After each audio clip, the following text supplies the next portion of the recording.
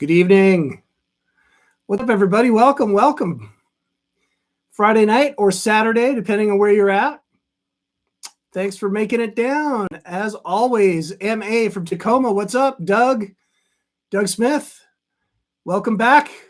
John from London, Ontario. What's up, man? Good day, Peter. Revisiting Fundamentals 2 with Anders in some interesting sections. Harder than it looks. Well, good stuff. Work on it. Keep at it. Excellent, excellent. Rusty in the People's Republic. All right, Jersey Red. What's up? Tony from Arizona. Hello back at you, my friend. Steve in NH. What's up? Good evening. Arthur, what's up? Back at you. And welcome to Guy or Guy in Welsh, Louisiana. First live lesson. Welcome. Live session. Welcome, welcome. Elias, as always, good to see you again. Glenn B. from a hotel in West Virginia, working out of town, brought the travel guitar. Excellent. Well, thanks for joining. Hope all is well. James Cody from snowy and cold Syracuse. Keep warm, keep warm. Nikki the dog, good to see you again. Jim Gregory, good to see you again. Peter, what's up? Zane, what's up? Jody 1, what's up? Ray, good evening, good evening. Duke 49 from Missouri. All right. Danny from Arkansas, good to see you. And Tony, welcome. First live session. For those of you just joining us tonight, expand the description below the video, and there's a link to the tabs that we're going to go through tonight. Tonight's an electric-focused lesson on sort of some different genres, some different rhythm guitar sort of examples from different genres. Of course, always hopefully inspiring, interesting, inviting you to have another look throughout the week. Spend some time with it in your practice routine, hopefully, right? Martin, what's up? Hello. It's for you. Snow in Montreal this evening. Let's get it popping. Good idea. I love it. James, happy Friday. Rudy from New Brunswick. All right, we got the Canadians are in the house. And Igor from Mexico City. We got Mexico in the house. Excellent. Balmy, Minnesota. I'm so sure. Jeff, keeping warm. Good to see you, Jeff Steen. HH from Ottawa. Excellent, excellent, as always. Whoa.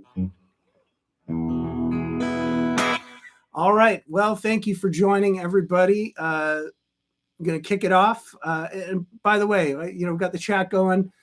Questions always welcome at any time. I'll do my best to answer as best as I can. All right. As always, progression in A minor is our first exercise, starting off, pretty straight ahead. And, pretty sure I've done this kind of a progression before, but always worth revisiting because we got some tricky muting and some tricky syncopation, right? Jonathan, what's up? Hey there, right back at you. Thanks for joining. Okay, so I'm just going to play through this once and we'll talk about it a little bit. Goes something like this.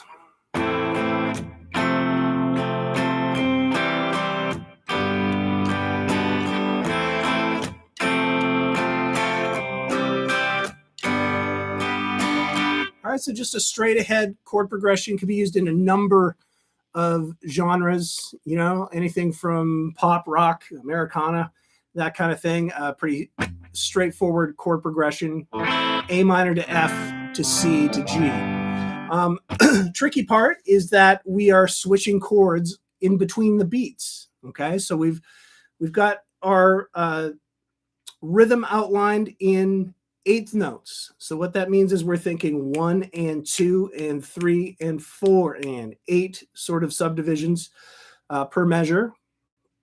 And so when we think of the count, we're doubling up on that with the ands in between, right?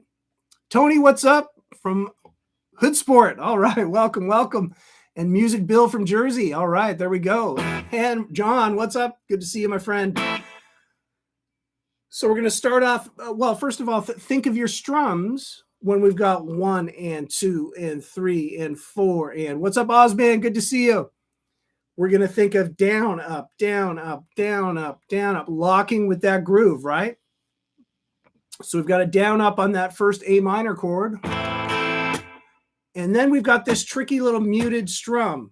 Okay, so that's what the X's mean on the tab. And what you want to do is have that motion of the downstroke, because we're doing that on the downstroke, But what you're going to do is move your fingers off the fretboard towards the next chord, which is F. King 50, what's up? What's up? It's always, as always, welcome. Okay, so we've got the F chord that's basically, you could do the full F bar chord if you can swing it. But this, really, I've transcribed this from the A string all the way up. So it's the exact same notes, right? But you can fret it a little bit differently with that index finger just down on the top two strings instead of the full bar, right? And then you just strum from the A string all the way up. Totally acceptable way to do the F chord, okay? So that's the tough part, is that we've got a mute on the downstroke as you're changing chords, and then coming on an upstroke onto the new chord. Okay? And when we come to that upstroke, the next downstroke is not strumming the strings, okay? But we want to keep that motion going so that we pick it up on the next up, down, up.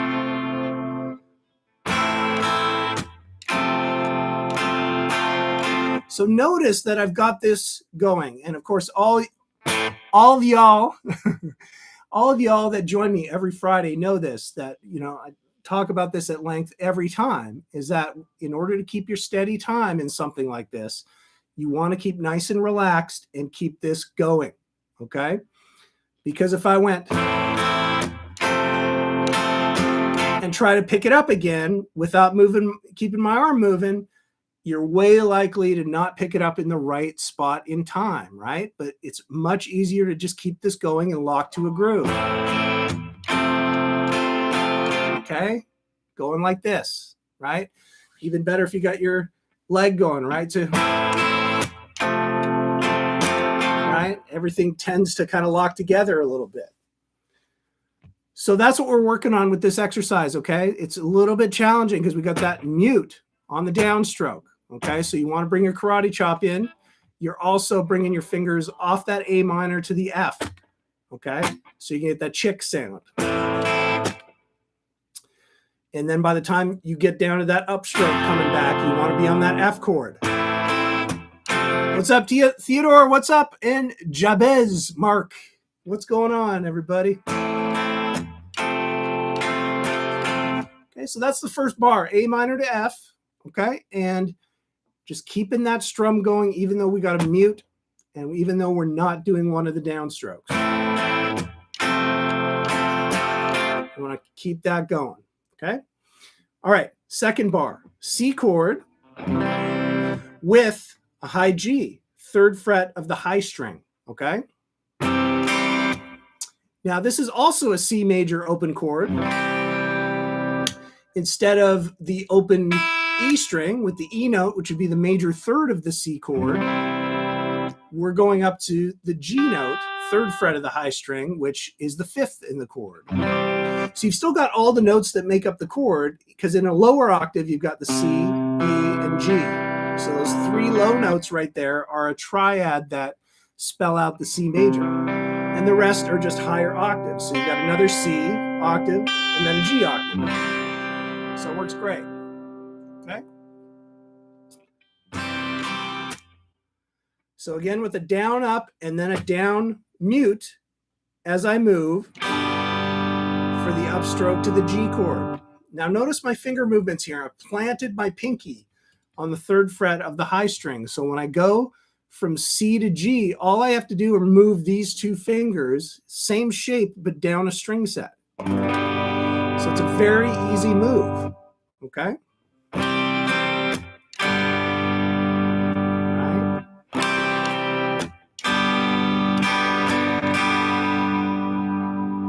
Now, of course, you can practice this going from a C chord, going to a G chord if you finger it totally differently like that. All I'm saying is economy of motion. Consider sort of the path of least resistance there and get good at programming your fingers to do that move. And that's really useful, right? But it's also useful to move using the other fingers as well and practice that and get good, nice and clean and good with that. Okay? There's There's no right answer there. It's just sort of, it all comes down to the musical context of what you're doing. And a lot of times that'll dictate what fingers you're using to finger the chords. What's up, Kenneth? Good to see you. So all together one more time. A little bit of speed on it, right? Right? And of course, it sounds great slow. And you know, if you're having trouble keeping time, you're having trouble getting those chord changes, you want to go as slow as you can in order to pull it off correctly. So it's okay to do this over and over. This is how you program it. Okay? You want to burn away that resistance and whatever it is that's slowing you down. You want to burn that away with repetition. So go slow with it and lots of repetition. Eventually, that resistance will shut off, right? You get a little more muscle memory in there and you can start to do it faster.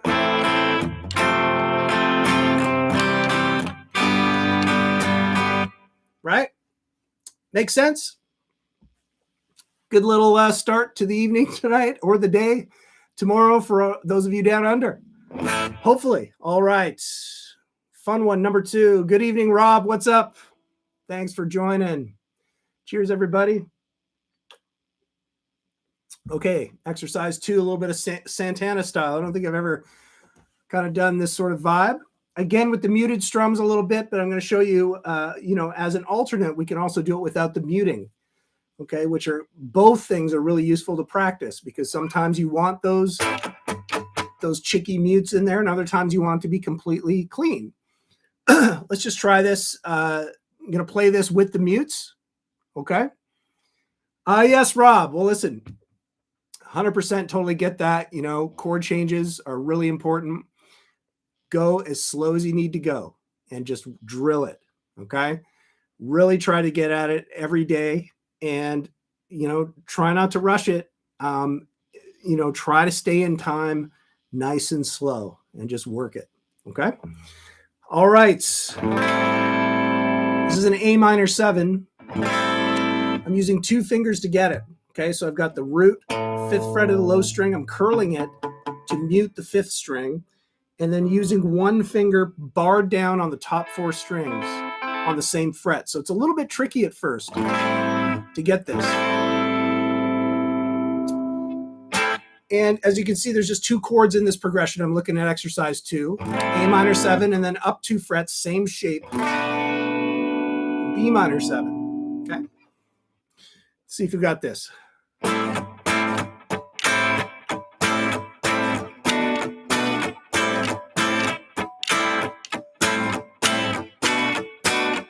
Okay, that's where we're going here.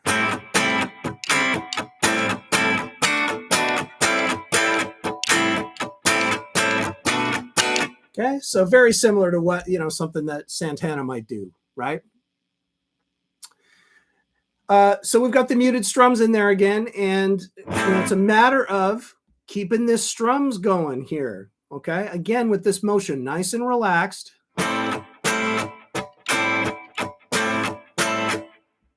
Okay, so let's have a look at that first bar.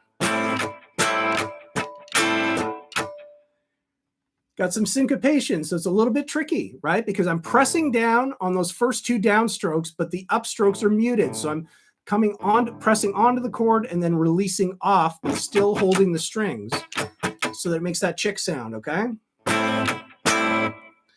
Now, after that second downstroke, I've got an up, down that are muted, and then I'm coming back in, pressing down on the chord on the upstroke, and then another down, up, muted after that. Okay, so really slow, it's going to go. Okay, try it again, really slow. And that's what you got to do. You got to keep going slow like that. So Rob's asking, accuracy or speed? Speed meaning stay in time even if fumbling a chord. Yes. But the way to do that is to go even slower so that you're not fumbling the chord, okay? Because a lot of time, well, really what happens is something like this, right? If I'm making a chord change, this is actually kind of a bad example, but I'll just go any chord change. This is just a side thing right now. right? Like,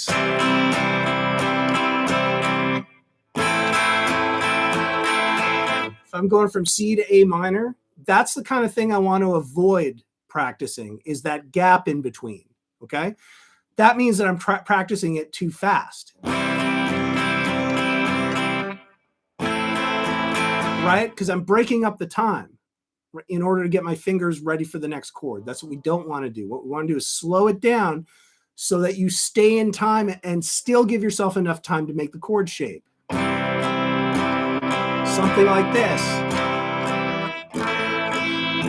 which is a lot more closer to keeping steady time. And ideally, you want to just be, okay? Ideally, that's what you want to be doing. You want to practice and do all the repetition with steady time, making clean chord changes.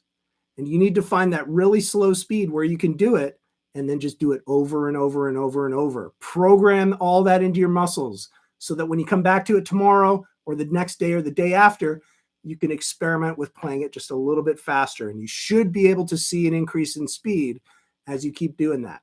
Okay, so that's sort of the methodology there. Make sense? Andy E is using the thumb on the low E string recommended. Yeah, it's kind of wherever it makes sense. You know, over the years, you kind of develop these things in order to stop unwanted strings to ring out, right? So what I was just doing, certainly on an A minor, my thumb creeps up there so that it mutes that, right? So just in case I get a little wild with my strum and I happen to hit the low E string, it's not going to ring out and muddy it up. Okay, so certainly anytime that you have something where the low E string, you don't want it to ring out, see if you can move that thumb around there and just get a little bit of, just enough flesh on it to mute it. Okay, that's what I was doing there. Andy, you were probably asking about the exercise. Okay, so thumb. I'm not much of a thumb player, so I can't definitively answer this. If you can make it work with the thumb on the, we're talking about the minor 7 shape now, the Santana, back to the Santana thing. I find that really difficult to do, but I think a lot of guitar players can do that. So if it feels natural and you're able to do that without too much problems, go for it. Okay, there's nothing wrong with that. For me, I need to use the fingers in order to make that as clean as possible. But if you're a thumb player, getting your thumb around there and getting that low note nice and clean, and you can do the rest of it, not a problem at all. Okay, whatever works for you. If it's working, it's working. Okay, Pulsate Music, Gareth from Trinidad. All right, welcome, welcome. Thanks for joining. Okay, so back to the Santana thing. We were looking at the rhythm of that first bar. The second bar is actually a little bit easier because it's just down, and then on the upstroke, it's a mute, and we're doing 2 strums on the A minor 7 and then 2 strums on the B minor 7. So it's, that's really straight ahead because there's not much syncopation there. You're actually just getting it right on the beat.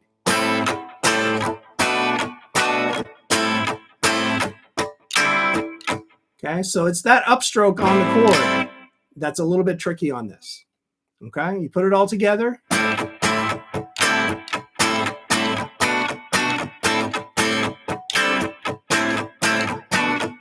Okay, that's what we're going for. Now, as an alternative, what you could do is not do it with the upstrokes and just put a rest in there.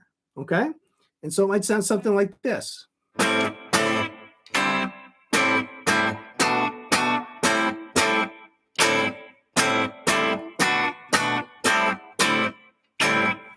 Notice I keep this going. Okay, I need to keep time. It's the kind of thing where if I'm doing down up strums, I'm going to keep it in time a lot better if I just keep this motion going instead of just, you know, it kind of gets messed up after that and you're kind of doing it every which way. Okay, better to keep it going like this.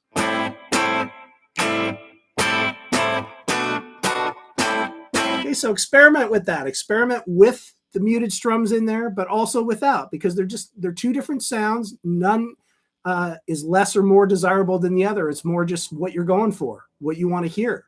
Okay. Sometimes you just want to hear those clean chords poking through. And other times that percussive thing in between really carries the groove and adds to the groove. Right? Make sense?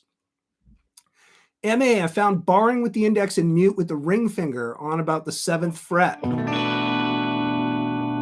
Barring with the index and mute with the ring finger. Are we talking about the minor 7 shape? Because you can do it that way, that barring with the index. Oh, I see. And then, yeah, you could do that. Well, actually, so you don't even need to mute the 7th fret, because when you think about it, the minor 7 bar chord, that note works. Okay, so you can have the 7th fret of the A string in there.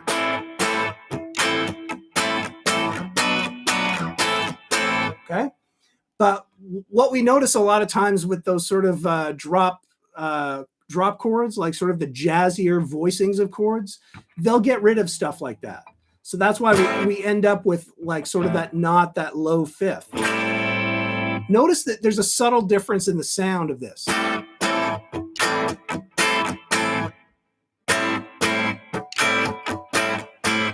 With that 5th in there, it does sort of cloud up the lower end of that chord a little bit. Okay. Makes it a little girthier than it needs to be, maybe. If you don't have it in there, this chord sounds a little more focused without that 5th in there. Versus subtle difference, but a lot of times you'll find this minor 7 being played like this with no lower 5th. Okay? What it allows you to do is it gives you the pinky to add some ornamentation if you wanted to. That kind of thing, which I guess you could do with that one as well.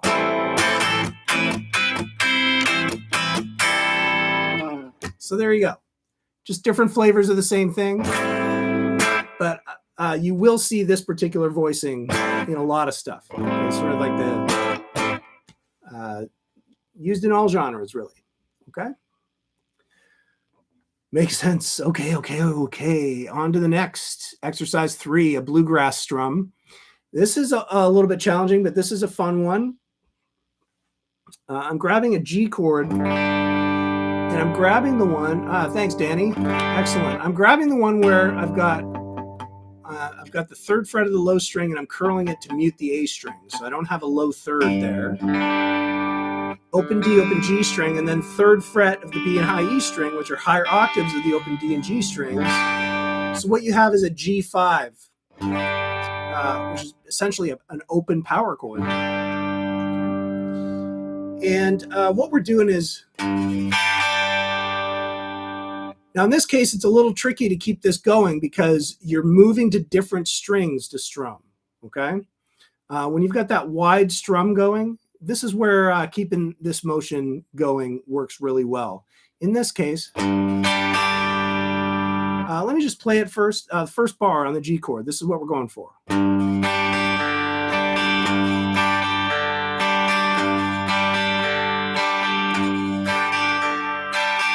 And if we're talking bluegrass, then we want to do that a lot faster.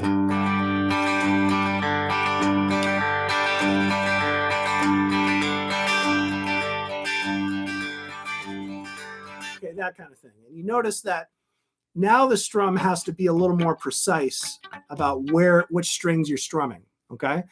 So how do we get this under our fingers? Once again, we got to go real slow with it, right?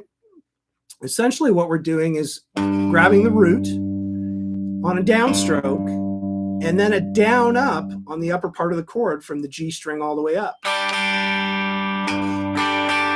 then right after that upstroke, we're going to the open D string, which is the 5th of the chord, right? So it's a root 5th motion.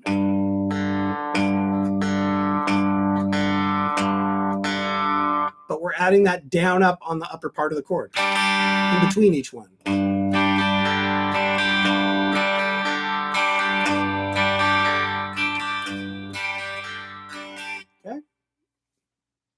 That's what we're going for. So that's the G chord. If we're in the key of G, that would be our 1 chord, and we can apply this same idea to the 4 and 5 chord. So what I've done is in the next bar, we've got the open C chord. Okay. Now this time we're going root on the A string, 3rd fret, but the 5th we're going lower to the G note, 3rd fret of the low string. So there's a couple ways to do this, and I talked about this last week. If you want to, you can fret both of those at the same time and just switch between them. Okay. The other way to do it is to move that finger from the A string to the low string. Back and forth. Okay. So let's try that slow.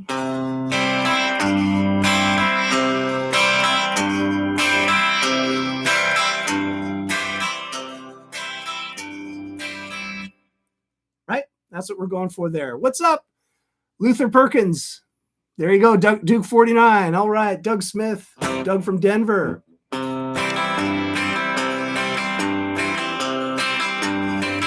Okay, so same idea, just some different strings going on for the root 5th.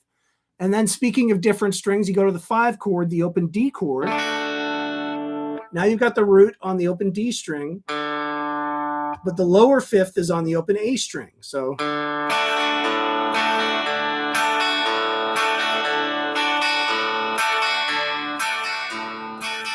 okay, so you can cycle through all these chords and just practice a 1, 4, 5.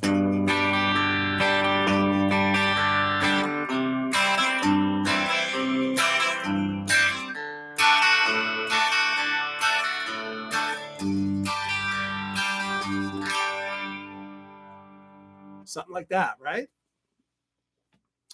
And of course, the idea being, you know, the bluegrass, right? You want to practice that a lot so that you can speed it up a little bit.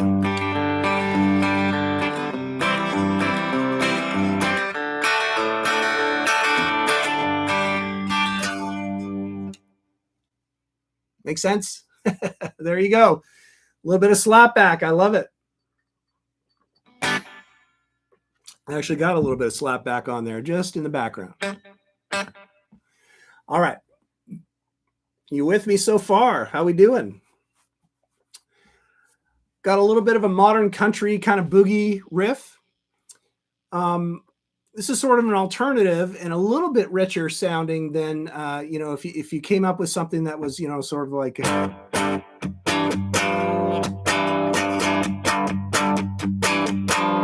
right? If you're using that sort of bluesy, that kind of thing, you can do the same sort of thing using more strings.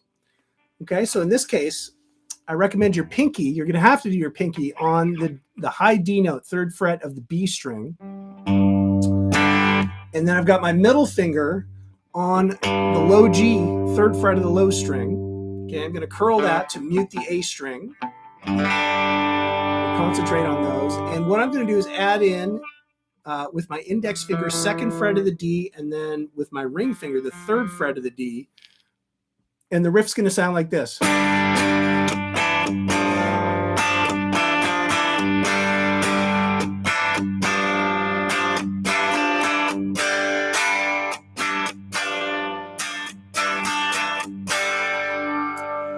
right, as opposed to if you did it off a power chord.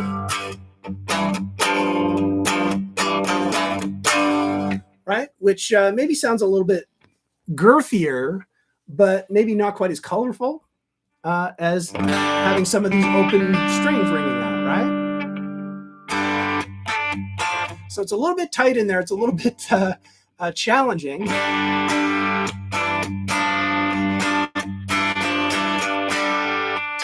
add in these notes right here on the D string, and still holding everything with it, okay? Little bit of palm muting in between too. So you hear me kind of come down with the karate chop and just do a strum on the low note and just dampen it by the bridge, right? Little palm mute.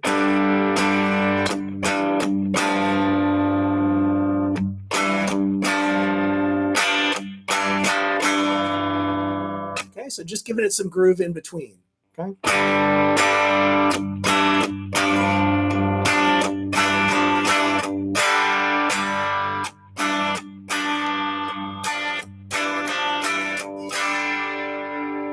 Pretty cool sound for sure. And definitely sort of the more modern country vein, maybe a little less of the traditional country, right?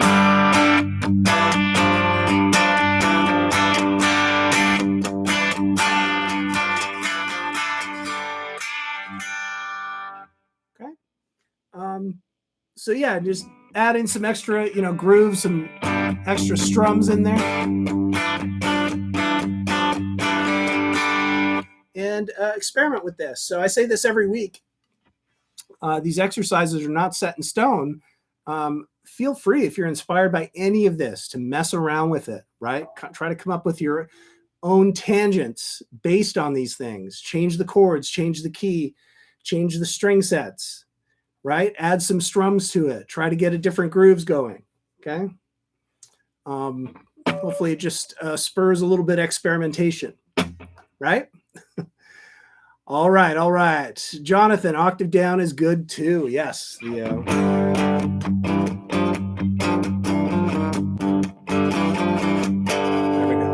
I think maybe you meant that. Not sure, 100%. All right, exercise 5, sort of a funky R&B thing. And what I'm trying to do is emulate some horn type of things on the guitar.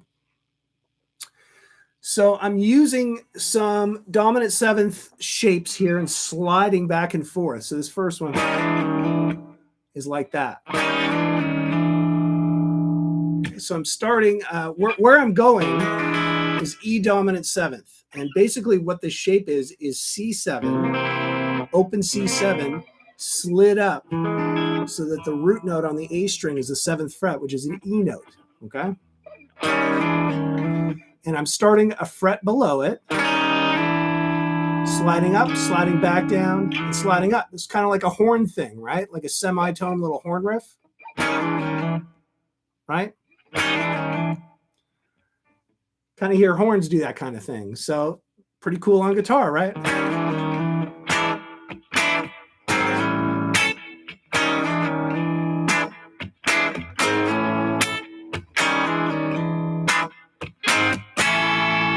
That's the idea here, okay? So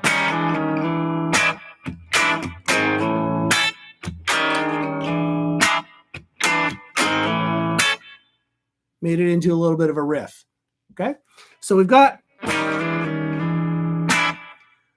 so I'm just strumming once and doing those slides. And then I'm coming in with a downstroke staccato strum. So I want to cut it off right away. If you think of those horns doing these really quick little accents, that kind of thing. Okay, so as soon as I strum, I'm pulling my fingers off the fretboard, but not off the strings to mute it. And I've also got my karate chop down here, also double muting here as well, just to make sure everything's cut off, right? And then coming in with an upstroke. Upstroke again on the E7. Another sliding chromatic move. This time I've got, what I'm going to is an A dominant 7th bar chord. So that's 5th fret, bar down, add the 7th fret of the A, 6th fret of the G. That's A7. Okay? But I'm going 1 fret below it and sliding to it. And then one more little downstroke on the top part of that chord and cutting it off. Okay? So you put all that together.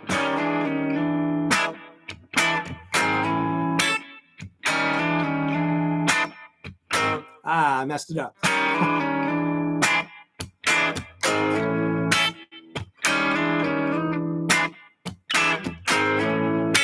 Right? Cool little riff, right? And it's kind of got that horn thing going on. So once again, experiment with that. There's some cool little techniques in there. The slides. Got to experiment with that a little bit. Be pretty cool to put a wah in that. I don't have one set up. I'll have one next time, Dan. That would be cool with a little bit of wah in between. Absolutely. And the other thing are those staccato strums, right? Real R&B kind of approach there where you strum the chord and cut it off really quick, okay? Experiment, experiment, right? Exercise 6. Bluesy rock, southern rock kind of riff right here off the A power chord. Okay.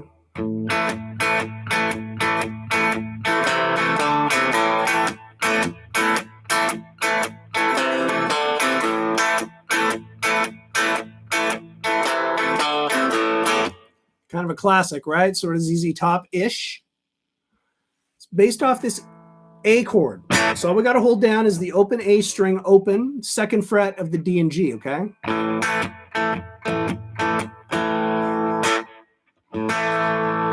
Oh, yes, cool, Jonathan, absolutely. Incorporate the finger picking. I like it.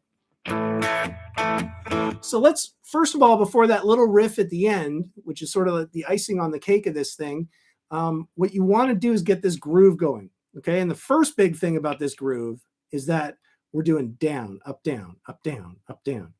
So it's got a shuffle or a swing to it, okay? Yeah, very Lagrangey. You're right. Jody won. Okay. So there's a couple things going on. That upstroke has got to be pushed a little bit closer to the next downstroke to give us that bounce, that swing, that shuffle, okay? Because if we don't do that, that's straight. It's a little more get back, right? That's straight. That song is a straight time kind of sound, right? This has got the swing to it. So that upstroke has got to be delayed a little bit.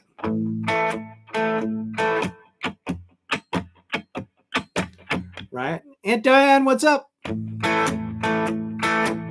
Okay, so now after the first strum,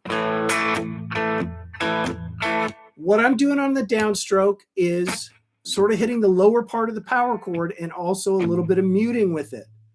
But on the upstroke, I'm opening up. Okay, so that's a little tricky, right?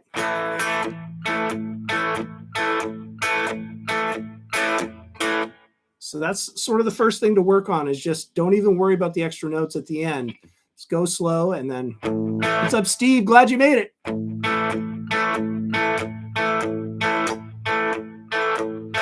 Okay. Now towards the end, we're going to add the third fret of the A string onto the chord. So you're still going to have that index finger planted, second fret of the D and G string. Okay. Now here, there's no palm muting, so this is straight. Okay, and you've got the third fret on the down and up onto the chord. And then you're going to go up to the fifth fret on the downstroke, but back to the third on the upstroke. Okay.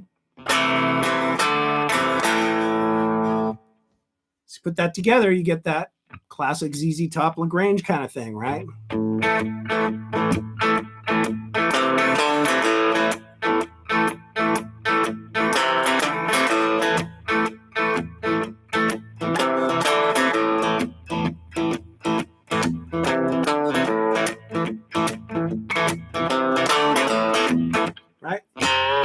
Even add a little bit of a bluesy bend on that third fret of the A string at the end there.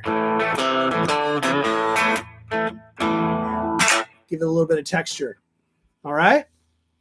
So there you go. A little blues, southern rock rhythm, maybe a Texas shuffle or something like that. Okay, back to straight time now, and up in the tempo a little bit to sort of a ska idea. So I came across this cool tutorial on Guitar Tricks. It's a ska tutorial on ska guitar. It gives lots of cool little lessons, little approaches that you can do. And a lot of times what we think of it, you know, ska is going pretty fast. 1, 2, 3, 4, 1. That's the kind of, you know, the sort of classic ska approach, are those sort of on the ands, on the upstrokes, some really quick little staccato strums on major chords, for example, here 1, 4, 5, A, D, and E, right? That kind of thing. Well, sometimes what they do with this is they'll play a lower line kind of with the bass, okay?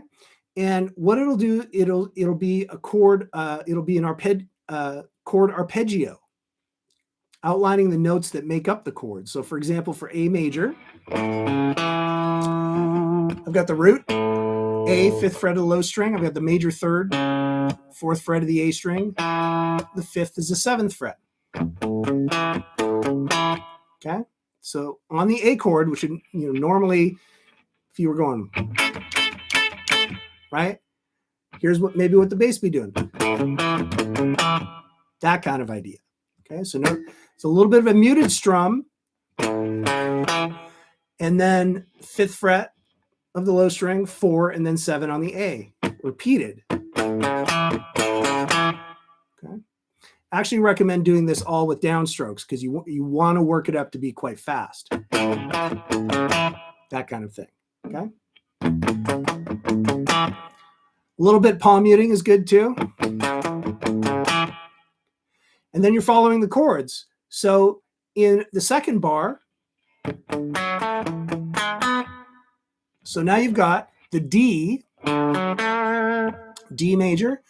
You've got the same shape, but move it up a string set. So you got the 5th fret of the A string and then 4 and 7 on the D string. Okay.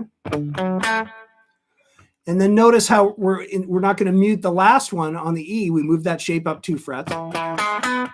Okay. And just sort of play 2 strums on that root and then the 3rd, the 5th. So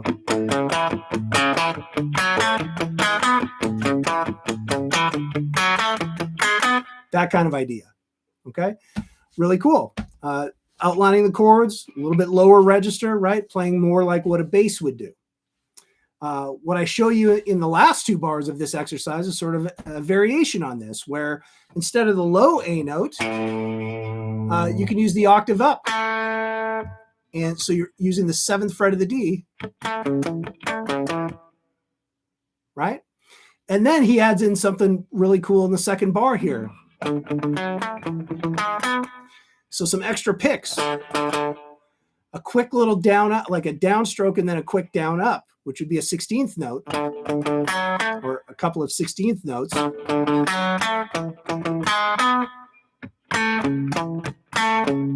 Whoops.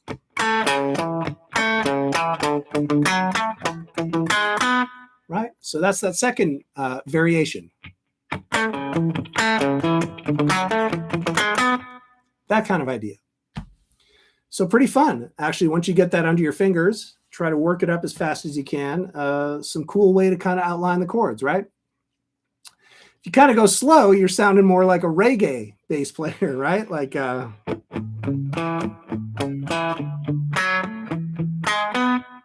right? But, with ska, it's all about the high tempos. So it could be cool. They call this stick guitar, by the way. I did not know this until I checked out the Guitar Tricks tutorial. So check it out. Under the ska section of Guitar Tricks. Type it in the search window if you'd like more. It's a pretty cool tutorial. All right, we got a couple left, everybody. Hanging in? How we doing?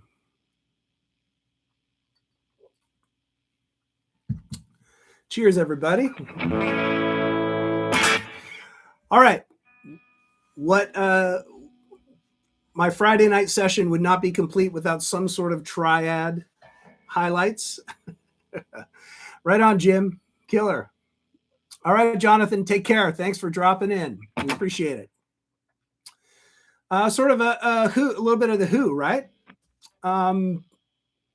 Believe the song is Substitute. I think I taught this one for Guitar Tricks, and unfortunately a bunch of the Who stuff got pulled back when they had to get rid of a bunch of songs off there due to, unfortunately, not being able to extend the licenses. I think we had that on there.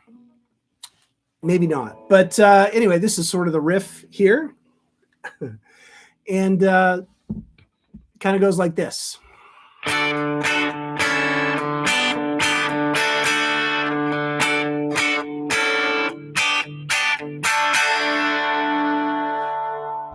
Okay, so all I'm doing is the open D string and doing some higher triads. In this case, all major triads, 1, 4, 5, right? We're in the key of D, and I've got an A and a G chord going back to a D chord, and we're playing all the different D shapes. Starting up with the 11th fret of the G, barring down the 10th fret of the high string, okay? That's the upper part of a D bar chord 10th position. We're just grabbing the top 3 strings. Turns out those 3 notes are a D major triad, right? We've got the D up top, and we got the 5th, the A, and then the F sharp is the 9th fret of the G. Got it with the open D string. And then I'm going down to 7, 7, 5 on the G, B, and high E string. Also a D major triad, different order of notes. I've got D on the low. The lowest note of this triad is D, then the F sharp, then the A. Okay, so now the cool A/D chord. What we mean by that is we've got an A major triad up top, 6th fret of the G, barring down on the 5th fret of the top 2 strings. But then I've got a D in the bass, right? The slash, I've got A/D. So A is the chord on top, D is the bass note. So kind of a floaty sounding kind of thing, right? So just moving that shape down 2 frets, still including the open D. That's the G, right? So that's the 5 chord, right? No, the 4 chord. 5 chord is A, 4 chord is G. G/D. And then coming back to the D major with just the open D shape that we know. And in fact, that open D shape, if you just take the top 3 notes, that in itself is a triad shape. Okay, so you don't even need the root note. You can play that shape, and it's a major chord, major triad. In this case, it's got the 5th on the bottom, then the root, then the major 3rd up top. Okay, so cool little riff right here. Oh.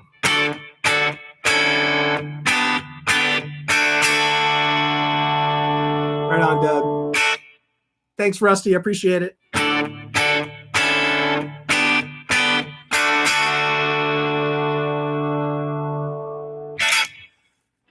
Just threw this in here because, you know, the more sort of examples of using these triad shapes all over the neck, the more you get comfortable and the more you get exposed to it, the more you get a chance to memorize those shapes. They open up a world of possibilities, okay? And you can be playing these major and minor chord shapes all over the neck and moving them around and playing riffs, and it really unlocks the fretboard. So always got to try and show you examples of that kind of stuff. Yes, The Who. Absolutely, Doug. Cool, cool. All right.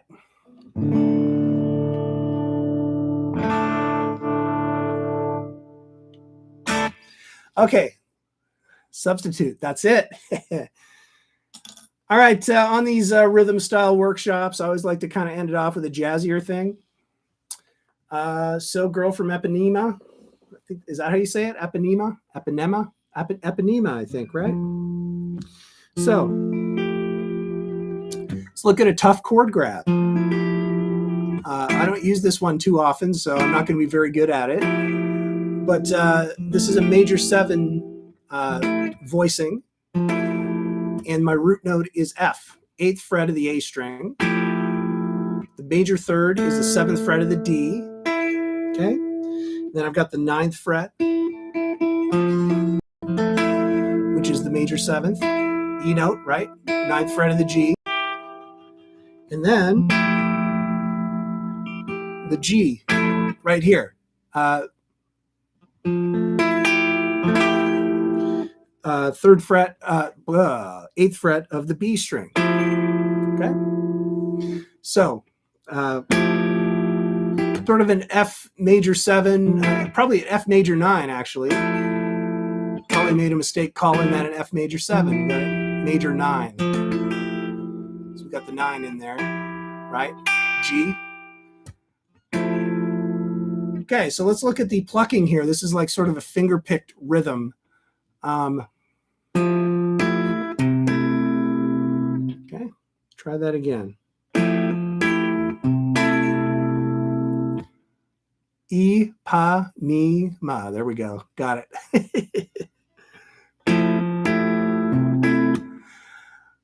Okay, so we're going to pluck all these. There's 4 notes right here. We're going to use the thumb on the A string and then index, middle, ring on the next 3 strings, right? So you're going to pluck it. And you're going to do one more pluck just with the fingers, not with the thumb. Then you're going to move the root note down to the 8th fret of the low string and just hit the thumb with it. And then right after, another pluck with the fingers, okay?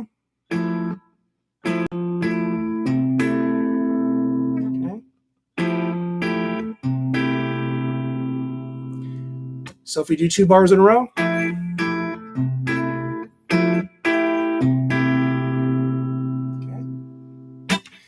That's what we're going for there. So a little bit tricky. Go slow with it at first, and then we're going to have a look at these other chords. So Doug says, sorry, I haven't caught the Friday lessons. Been working the last several weeks. Totally get that. All good. Are these lessons archived? Absolutely, they are. So just look in the channel, Guitar Tricks channel. Go to the channel. Go to the videos. And you'll see these sessions in there. They are mixed in there with a lot of the content that goes out throughout the week. But my live sessions are all up there on the YouTube, on the Guitar Tricks channel. So just check it out if you get the chance. Okay? All right. That's the first one. Then we're going to go to G9.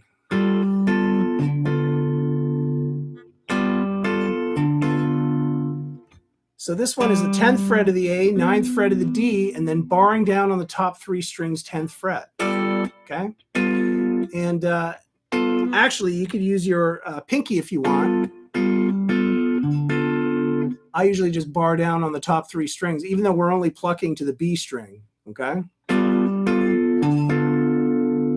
But it's the same plucking idea. And the root note is going to move down same fret to the low string again.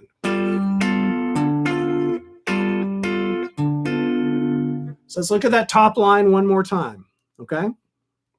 Here we go.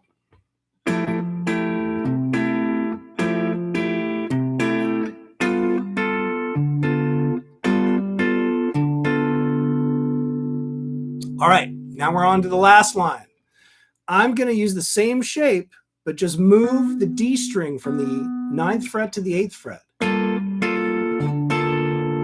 You've moved from a major sounding chord, which this is actually a dominant 9th chord. You've moved to a minor 9th chord, okay? Because you've moved that major 3rd down 1 fret. It's now a flat 3rd. It's a really cool move, right?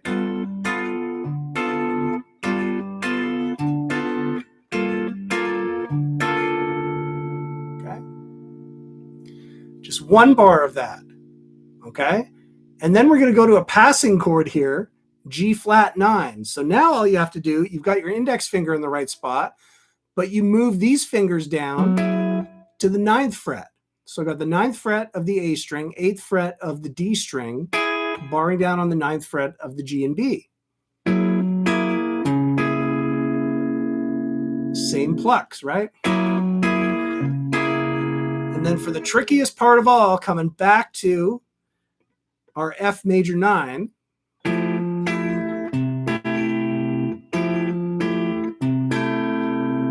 And the toughest thing about that is getting these fingers in the right spot, because you can just slide down the lower ones are the same shape, down 1 fret. But you gotta like finagle the ring finger and the pinky onto the 8th fret of the B and the 9th fret of the G. See if I can put this all together. Okay, here we go.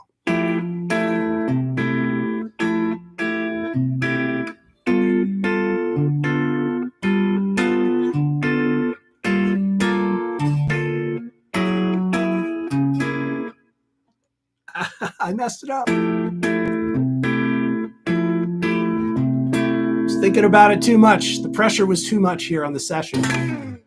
But there you go. Something to work on throughout the week. Even me, I'm going to have to work on that. But cool, right? Some different chords, fun stuff to work on. All right? Hopefully.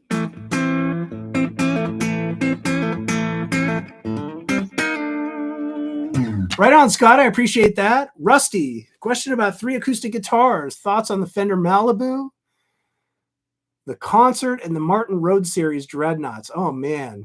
I don't even know where to begin on those. Certainly no firsthand experience on any of those. And yeah, Rusty, I don't know. The only advice I can impart when you're trying to make a choice on a guitar is try to play it. I'm sorry, man, but it's the kind of thing where you got to go in. If you can, you got to go in and try to just play them and just see how it feels for you. Hands-on is always the best. I get that it's not always possible to do that. And so hopefully you use an online retailer that has a generous return policy. I like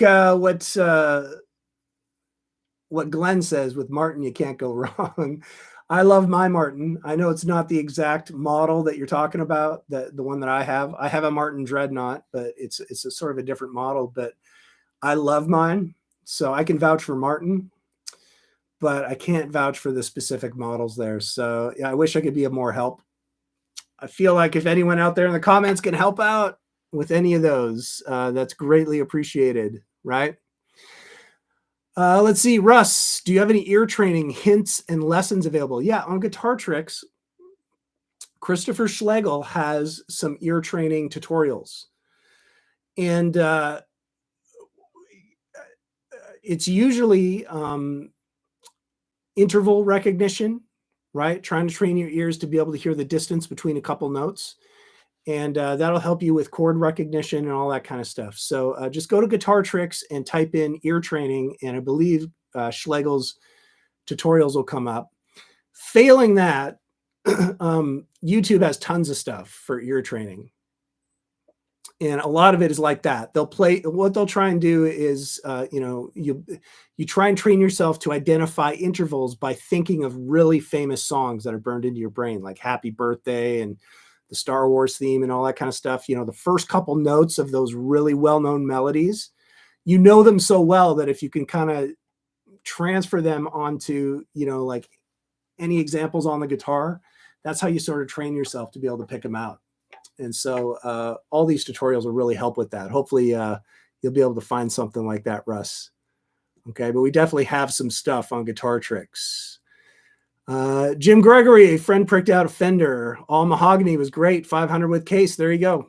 It's amazing. At the $500 price range, it's amazing how good the guitars are these days. You almost can't go wrong these days with sort of those medium priced guitars. Peter, thankfully I replay the video over and over. That's it, man. Just keep it up. Keep at it. All right. Hopefully you're inspired to do so. Thank you, Rusty, for the kind words. Doug, anybody own Callings? I'm hearing they're great guitars. They are amazing guitars. Okay. I've played a Callings before. I do not own one, but I played them and they're really, they're pricey, obviously, right? But you're getting some really good quality for that. So there you go. Arthur, I got to work on that one. Excellent. Yes, do that. Rusty, the Martin's like 600. Yeah, it's probably good. Excellent. Doug, thanks for the kind words. Russ, excellent. Arthur, you're signed up for Guitar Tricks. Excellent. Definitely check out, I referenced a few lessons here tonight, and but definitely explore the site, and if you can, try to determine if you can use some of the progressive courses that we have on there, the core learning system, depending on where you're at with the guitar, either the fundamentals or the style courses, because they're designed to be continued through to run through all of them and just, fill everything in progressively. Duke 49, thank you. Appreciate you joining tonight. Run with the Pack, great album. Man, who was that? Run with the Pack. Dang it. I can't think of it right now. King 50, fun lesson. All right. Well, thank you so much. Have a great weekend back at you. I will do. Excellent, excellent. Theodore, thank you. I like that, Glenn. Buy the one you like or you won't be happy. There you go. Finish the VH, Mike, or the VH. The VH lick. What VH lick? Oh my goodness. What are we talking about? Zane, thank you. Appreciate it. Glenn, great tips. All right. Well, thank you. Right on, Alonzo. Thanks for joining. Remember, you can replay it. So check it out. Check out the rest of it. John, thank you. Oh, we're in bad company. That's what it is. Run with the Pack. There we go. I had the tour shirt. See, I don't know. I wear this for fashion, man. What do we know?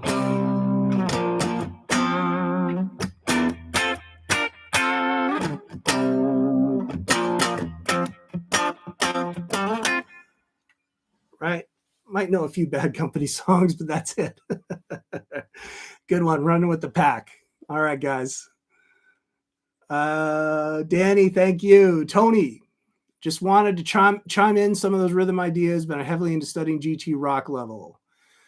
All right, Tony, excellent. Do it with Anders. Can't go wrong there either. Thanks, Jody1. Keep rocking back at you. You came back, but it's over. All right, well, Jonathan, once we're finished streaming, you can watch it from the beginning and scroll to where you need to go. Arthur, take care. Guy or Guy, grind it out throughout the week. I love it. Have a great week. Steve, excellent. Have a great weekend. Back at you. Thank you. VH Van Halen, of course.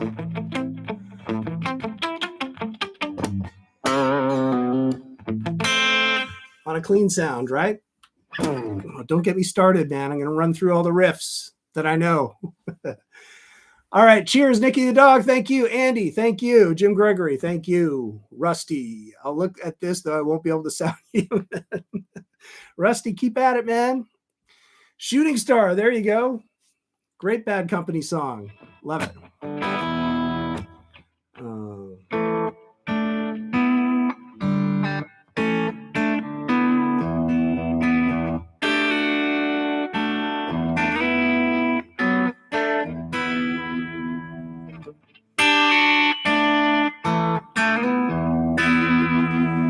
Yes, indeed, Doug. I'm with you on that.